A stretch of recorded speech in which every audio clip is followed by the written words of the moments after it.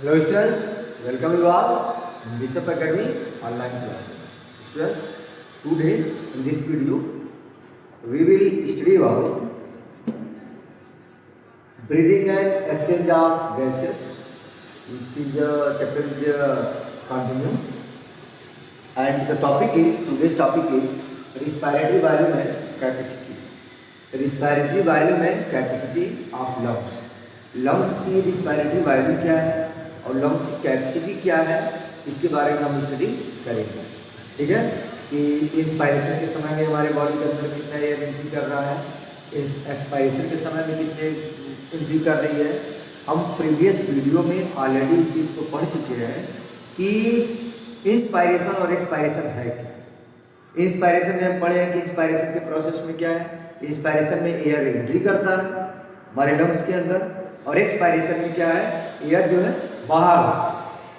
तो इसको हम पढ़ चुके हैं, लेकिन इंस्पायरेशन में कितना एयर एंट्री करता है और कितना जो बाहर निकलता है, कितना रेसिडुअल फॉर्म में बचा हुआ है या टोटल लंग्स कैपेसिटी कितनी है, इसी के बारे में हम स्टडी करते हैं।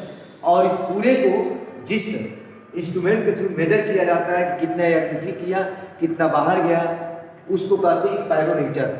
और स्पायरोग्राम इस तरह से ग्राफिकल रिप्रेजेंटेशन होता है जिसके थ्रू यहाँ पर जैसे लिखा है inspiratory reserve volume, tidal volume, फिर दिया है एक्सपायरेटरी रिजर्व वॉल्यूम। इसको हमें जानना है कि होता क्या है। अगर ये ग्राफ के थ्रू स्टडी की जाती है, अगर इस ग्राफ में किसी तरह की एब्नॉर्मलिटी आती है तो हम जानते हैं कि the person is suffer from any type of lungs disorder और respiratory disorder. Means different types के रिस्पायरेटरी डिजीज को डायग्नोज करने के लिए हम स्पायरोमीटर का यूज करते हैं और उसमें इसी चीज़ का पता करते हैं इंस्पायरेटरी रिजर्व वॉल्यूम क्या है, टाइडल वॉल्यूम क्या है, एक्सपायरेटरी रिजर्व वॉल्यूम क्या है, कितना होना चाहिए। तो सबसे पहले हम आते हैं इसमें लंग्स वॉल्यूम एंड कैपेसिटी में क्या है lungs volume. Lungs volume and lungs capacity refer to the volume of air associated with the different phases of respiratory cycle. Respiratory जो साइकिल है, इंस्पायरेशन एक्सपायरेशन, तो ये जो डिफरेंट जो रिस्पायरेटरी साइकिल है उसी को कहते हैं क्या, lungs volume and lungs capacity. Lungs volume are directly measured, lungs capacity are interfered from the lungs volume. Instrument is called spirometry. Spirometry के थ्रू हम इसकी स्टडी करते हैं कि टोटल लंग्स में जो एयर है वो कितना होना चाहिए और कितना प्रेजेंट टाइम में है। इससे हम डायग्नोज कर सकते हैं डिफरेंट टाइप्स के डिजीज का भी जो रिस्पायरेटरी ट्रैक से रिलेटेड है, और साथ साथ ये भी जान सकते हैं कि क्या हम प्रॉपर वे में रिस्पायरेशन यानी एक्सचेंज ऑफ गैसेस हमारे लंग्स के थ्रू हो रहा है कि नहीं। डॉक्टर इसलिए इसकी डायग्नोसिस करके तब उसका इलाज करते हैं हम। तो अब आते हैं लंग्स वॉल्यूम में 4 सबसे मेन टाइप्स हैं। टाइडल वॉल्यूम क्या होता है, इंस्पायरेटरी रिजर्व वॉल्यूम क्या है, एक्सपायरेटरी रिजर्व वॉल्यूम क्या है और रेसिडुअल वॉल्यूम। ठीक है, तो सबसे पहले आते हैं क्या, टाइडल वॉल्यूम। टाइडल वॉल्यूम होता क्या है कि the normal volume of air inspired और एक्सपायर्ड ड्यूरिंग द ब्रीदिंग। हम जो ब्रीदिंग कर रहे होते हैं नॉर्मल ब्रीदिंग, तो उस समय जितने अमाउंट में एयर हमारे लंग्स में एंट्री कर रही है और जितने अमाउंट में एयर बाहर जा रही है पर ब्रीदिंग पर सेकंड।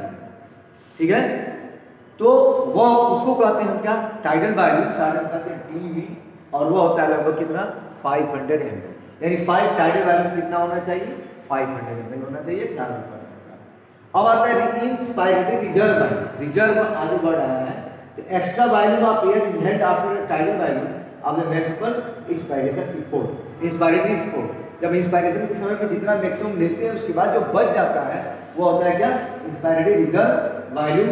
और यह होता है 300 इन एडल्ट्स में या 300 ml टू 1900 ml मेल और फीमेल होता है। इसको कहते हैं inspiratory reserve volume. Extra volume of air inhaled after tidal volume. Tidal volume कितना है, 500 ml। और यह इंस्पायरेटरी रिजर्व वॉल्यूम कितना होना चाहिए, 3000 ml एडल्ट्स मेल में होना चाहिए। अब एक्सपायरेटरी, ठीक उसका अपोजिट, एक्सपायरेटरी रिजर्व वॉल्यूम क्या है, expiratory reserve volume of air that can B excelled after tidal volume by the maximum expiratory effort. जितना हम एक्सपायरेशन में बाहर निकालते हैं, ठीक है, तो वह लगभग होना चाहिए 1100 इन नॉर्मल एडल्ट मेल या 1200 टू 700 मेल या फीमेल। यह नॉर्मल है, मतलब 1100 जो है इतना होना चाहिए क्या, expiratory reserve value. Residual value क्या नाम है इसका, residual value, volume of air left out in the lungs after forceful expiration और कंप्लीट एक्सपायरेशन। जब हम एक्सपायरेशन करते हैं मतलब एयर को जब बाहर निकालते हैं तो उसके बाद जो एयर जो लंग्स में बची रहती है, ठीक है, ये देखो पूरे एक रिस्पायरेटरी साइकिल का ये प्रोसेस है। अगर इसमें कोई डिफरेंस क्रिएट होता है, अगर कोई इम्पेरिटी आती है, इट कॉजेज द डिजीज या और lungs is not proper function में वो नहीं। अब रेसिडुअल वैल्यू कितना होना चाहिए, 1200 to 1100 मेल और फीमेल होना चाहिए, ठीक है। अब देखो यहाँ पर लंग्स कैपेसिटी, लंग्स कैपेसिटी में आता है क्या क्या, इंस्पायरेटरी कैपेसिटी है, एक्सपायरेटरी कैपेसिटी है, फंक्शनल रेसिडुअल कैपेसिटी है जिसको FRC कहते हैं, वाइटल कैपेसिटी है और टोटल लंग्स कैपेसिटी है। स्टूडेंट को ये चीज़ें लर्न करना पड़ता है कि एक्चुअल में है क्या, पहले समझने के बाद। जैसे इंस्पायरेटरी, जब इंस्पायरेटरी वर्ड आ गया इसे समझ सकते हैं। इंस्पायरेटरी कैपेसिटी का मतलब होता है maximum volume of air that can be inspired after a normal tidal expiration, यानी inspiratory capacity equal to the tidal volume plus inspiratory reserve volume equal to 3500। जैसे टाइडल वॉल्यूम तो पहले पढ़ चुके हैं, कितना है 500 है, और इंस्पायरेटरी रिजर्व वॉल्यूम लगभग कितना है 300 के आसपास है। उधर हम पढ़े इसके पहले यहाँ वहाँ पर पढ़े हैं ये इस वाले प्लेस पर। अभी 3 ये इंस्पायरेटरी रिजर्व कैपेसिटी में यहाँ पर इस चीज को पढ़े, वहाँ यहाँ पर जो दिया है 3000 इंस्पायरेटरी रिजर्व वैल्यू 3000 एमएल में, ठीक है। अब जब पढ़ रहे हैं तो दोनों मिलाकर कितना होना चाहिए, इंस्पायरेटरी कैपेसिटी होनी चाहिए 3500, क्योंकि वाइटल कैपेसिटी टाइडल वॉल्यूम भी है और इंस्पायरेटरी रिजर्व वॉल्यूम है, उसको कहते हैं इंस्पायरेटरी कैपेसिटी। अब एक्सपायरेटरी कैपेसिटी क्या है, अब इसमें EC एक्सपायरेटरी कैपेसिटी का मतलब होता है टाइडल वॉल्यूम तो है ही 500 and plus ERV expiratory reserve volume जो उधर हम पढ़े हैं, एक्सपायरेटरी रिजर्व वॉल्यूम होता है लगभग 1100 के आसपास है, दोनों मिलाकर कितना हो गया 1600। यानी यही से चेक किया जाता है, इसलिए जानने की हमें जरूरत होती है कि हम जो इंस्पायरेटरी साइकिल है ये इतना लगभग अप्रॉक्सीमेटली इतना लगभग होना चाहिए। अगर इससे कम है या कोई अबनॉर्मलिटी है किसी पार्ट में, इंस्पायरेटरी रिजर्व वॉल्यूम इतना होना जितना नहीं है, तो इसका मीन्स इसका मतलब ये हुआ कि हमारे लंग्स में कोई न कोई क्या है, डिसऑर्डर है या हमारा लंग्स प्रॉपर वे में वर्क नहीं करता है, ठीक है। अब आते हैं इसके बाद फंक्शनल रेसिडुअल कैपेसिटी जिसको FRC कहते हैं, volume of air remaining the lungs after the normal tidal expiration. जब टाइडल एक्सपायरेशन करते हैं तो जो रिमेनिंग जो एयर जो लंग्स में जो बच जाता है उसे कहते हैं क्या, फंक्शनल रेसिडुअल कैपेसिटी, वो होता है लगभग 2300 ml। इसमें सब आ जाता है क्या, ERV एक्सपायरेटरी रिजर्व वॉल्यूम, ठीक है, ये रिस्पायरेटरी वॉल्यूम और एक क्या है, ये दोनों मिलाकर होता है कितना reserve volume, residual volume. RV का मतलब रेसिडुअल वॉल्यूम, यह होता है 1100 प्लस 1200 इक्वल टू 2300, ठीक है। अब आते हैं सिग्निफिकेंस क्या है इसमें, हम इधर देख सकते हैं, ठीक है। RV का मतलब सेंस क्या है, RV यहीं पर है रेसिडुअल वॉल्यूम, और वो कितना है 1200 टू कितना दिया हुआ है 1200 टू 1100 मेल या फीमेल, तो यहीं पर आया है। एक्सपायरेटरी रिजर्व वॉल्यूम हुआ है 1100 और RV है जो अभी हमने बताया, RV है कितना 1100 या 1200 RV, तो 1200 1100 2300 ml होना चाहिए क्या, फंक्शनल रेसिडुअल कैपेसिटी। इसका इंपॉर्टेंस यह है कि कंटिन्यूअस एक्सचेंज ऑफ गैसेस, इसके थ्रू अगर मेंटेन है तो एक्सचेंज गैसेस कंटिन्यूअस हो रहा है, so that the concentration of oxygen carbon dioxide is maintained. हमारे बॉडी के अंदर कार्बन डाइऑक्साइड और ऑक्सीजन दोनों क्या है, मेंटेन्ड है।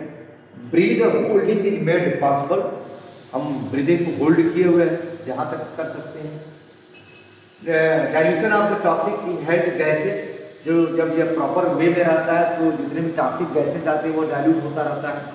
सांस prevent the collapse of the lungs, जब ये मेंटेन रहता है FRC रेसिडुअल कैपेसिटी है तो हमारे लंग्स का कोलैप्सेशन नहीं होने पाता, फूलने नहीं पाता है, एक प्रॉपर वे में बना रहता है उसका वॉल्यूम, और reduce the workload of respiratory muscles and, ठीक है, वेंट्रिकल्स, ठीक है। और इससे वर्कलोड की रिस्पायरेटरी जो मसल्स हैं, डायफ्राम है या रिस्पायरेटरी जो मसल्स हैं, उस पर वर्कलोड भी क्या होता है, कम होता है। अब आते हैं इसके बाद से वाइटल कैपेसिटी क्या होती है। वाइटल कैपेसिटी का मतलब होता है कि the maximum amount of air expelled after deepest possible inspiration. जब हम डीपली सांस लेते हैं, ब्रीदिंग करते हैं, तो उस समय वह जो कैपेसिटी होती है उसे कहते हैं क्या, वाइटल कैपेसिटी। और वह होता है tidal volume, inspiratory reserve volume और ईआरवी, ठीक है, एक्सपायरेटरी रिजर्व वॉल्यूम। ये तीनों मिलाकर लगभग 4600 ml होना चाहिए। मतलब ये नॉर्मल है। कहने का मतलब है कि जितना ये हम बता रहे थे, जितनी जो चीज़ें हैं यही डॉक्टर डायग्नोस करते हैं, इसके बेस पर हमारे लंग्स की कैपेसिटी बताते हैं, ठीक है।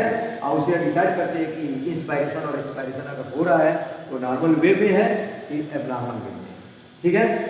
इसका सिग्निफिकेंस ये है to assess the strength of the respiratory muscles. इससे रिस्पायरेटरी मसल्स जो स्ट्रेंथ में काम कर रहे हैं, फैक्टर जो अफेक्ट करते हैं, ठीक है। इसका सिग्निफिकेंस है, इसका जांच करने से, डायग्नोस करने से ये पता चलता है कि हमारा लंग्स का स्ट्रेंथ या रिस्पायरेटरी मसल्स का स्ट्रेंथ मेंटेन है।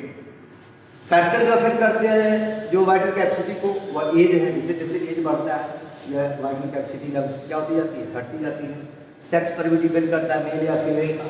Strength of the respiratory muscles, इस पर ही डिपेंड करता है कि हमारे रिस्पायरेटरी मसल्स का स्ट्रेंथ क्या है, मजबूती क्या है। ग्रेविटी भी डिपेंड करती है, ठीक है, क्योंकि हम इंस्पायरेशन और एक्सपायरेशन जब कर रहे हैं तो एक्सपायरेशन में लंग्स का वॉल्यूम इंक्रीज करता है और फोर्सली एयर बाहर होती है, तो चूंकि ग्रेविटी के अगेंस्ट हुआ जा रहा है तो ग्रेविटी भी अफेक्ट करती है ये वाइटल कैपेसिटी को।